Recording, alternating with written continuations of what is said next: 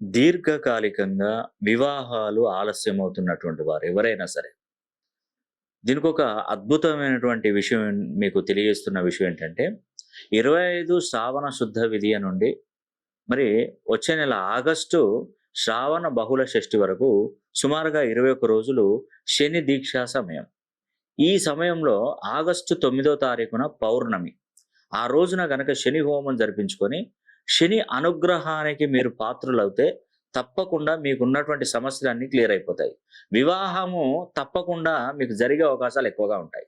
ఎందుకంటే వివాహం చేసుకోవాలన్నా, వ్యాపారాలు బాగా రావాలన్నా, జరగాలన్నా, ఉద్యోగం దొరకాలన్నా, ఇంకా విదేశాలకు వెళ్ళాలన్నా శని అనుగ్రహంతోనే మాత్రమే ఇది సాధ్యమవుతుంది. కాబట్టి ప్రత్యేకంగా వివాహం ఆలస్యం అవుతున్నటువంటి వారు ఖచ్చితంగా శని హోమం జరిపించుకోండి.